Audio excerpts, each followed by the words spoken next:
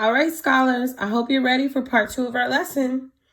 So we just talked about our author's note, and we learned that an author's note gives us more information on our text and why the author wrote it.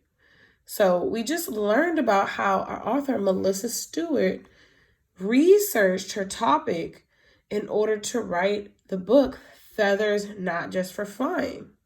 So we're going to be good researchers, and we're going to talk about the different types of feathers and how birds use their feathers to survive. So what does it mean to survive? That's right. That means to stay alive or to continue to live. So we're going to be looking at different types of feathers, how they help birds to survive, and we're going to do that by talking about what the feather looks like and the texture of the feather, which means what the feather feels like. We're going to talk about how the feather helps the bird survive. And then we're going to look at the example that Melissa Stewart gives us in the story of the bird that has that type of feather. Okay? So let's look at our first example. Our text says, feathers can warm like a blanket.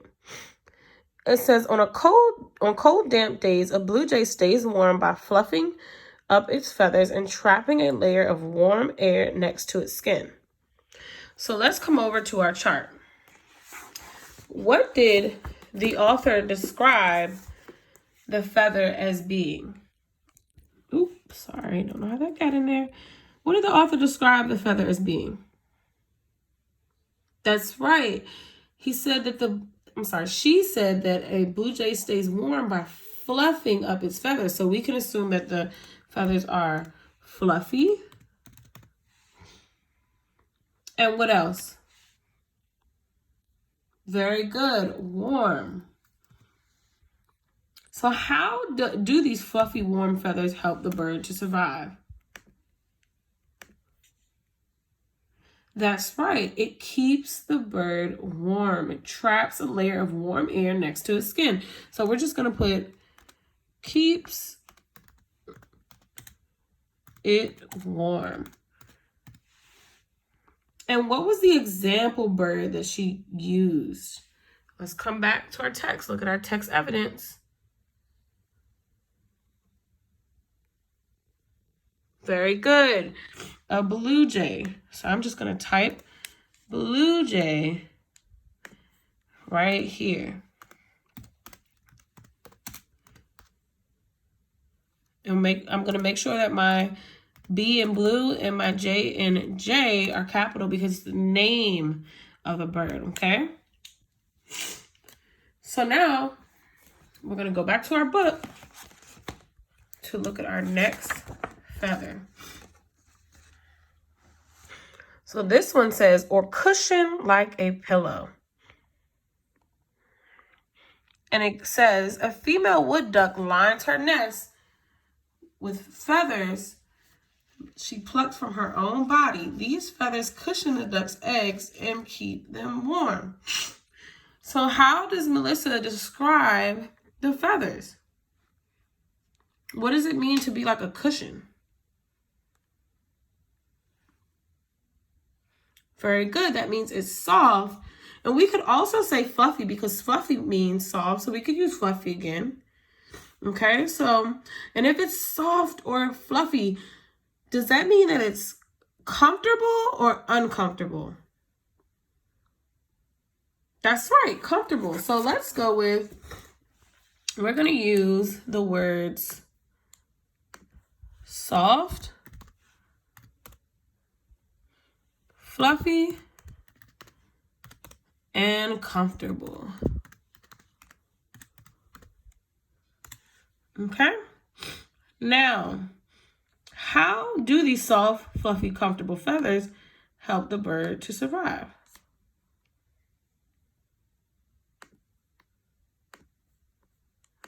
Very good. They help the bird to survive because they keep the bird's eggs warm. Okay? So we'll say keeps the bird's eggs warm. I'm going to make this a little bit bigger so you guys can see it better.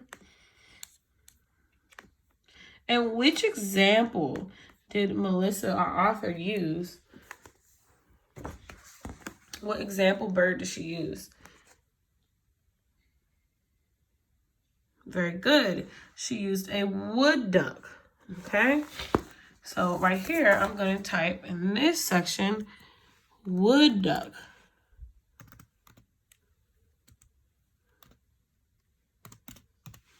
All right, we've got 2 down, scholars. Let's do 2 more.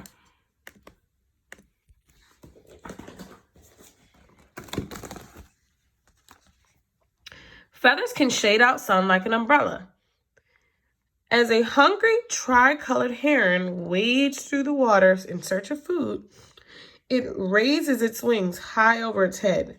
The feathers block out reflections from the sky and shade the water. This makes it easier to spot tasty fish. So if we look at these feathers, what do we notice about these feathers that the heron has?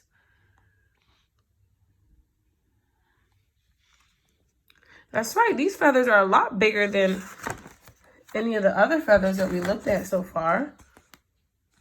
So maybe we can say big or large. So I'm going to go ahead and put in this section where it says describe the feathers, big, and I'll put large.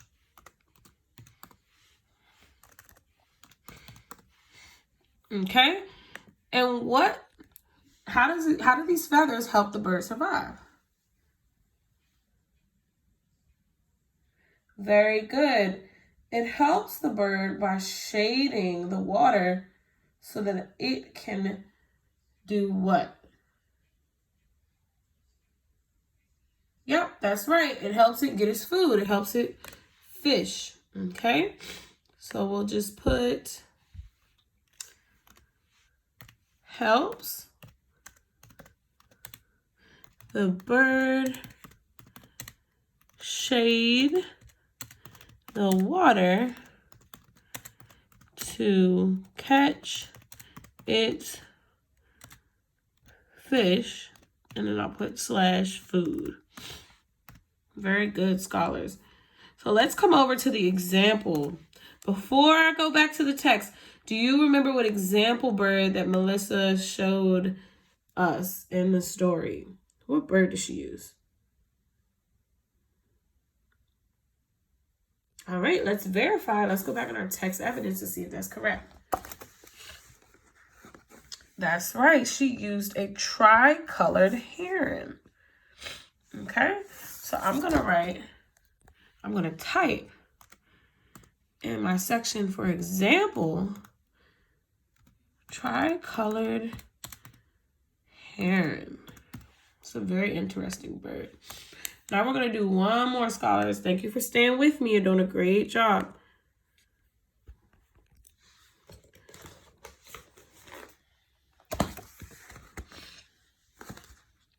Or protect skin like sunscreen. On sunny summer afternoons, red-tailed hawks spend hours soaring through the sky in search of prey. Their thick feathers protect their delicate skin from the sun's harmful rays. So look at these feathers. How will we describe these feathers? What did Melissa say and what do we see? Yep, that's right. She said that the feathers are thick. And we can also see by looking at them that these feathers are also pretty big. They're bigger than the wood duck's feathers. And again, bigger than the blue jay's feathers. Okay? So for describing these feathers, we can say thick.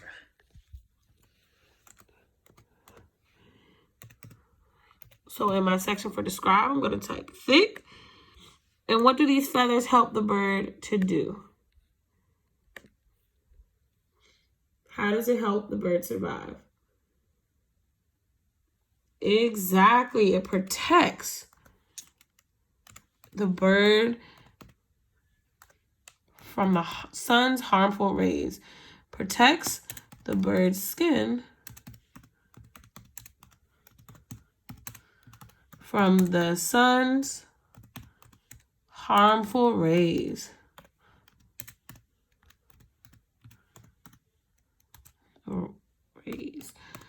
Good job. And what bird did she use as an example?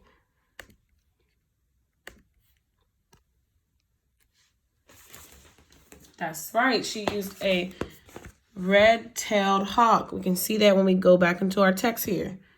Here's a picture of our red-tailed hawk. Okay. So I'm going to type in this section, red-tailed hawk. Oops, spelled tail wrong. Great job, scholars, taking notes and being researchers. Okay, so now I want to focus on a specific feather that Melissa mentioned in our text. So I want you to look at this feather here. This is called the semi-plume feather. Okay, and it says semi-plume feathers work with down feathers to keep birds warm and dry. So what is the job of the semi-plume feather? That's right, it helps to keep the bird warm and dry. Okay, so your job for your independent work is to draw your own semi-plume feather. Okay, so my suggestion would be to pay close attention to the details in this feather and try to outline, draw a sketch of the feather before you color it or really start to draw and shade in your feather, okay? So I want you to pay attention to what we notice about this particular feather. What do you notice? Yep, that's right. The feather is kind of small compared to other feathers we have seen. We notice this line in the middle of the feather. And then you notice that the top of the feather is darker than the rest of the feather, okay?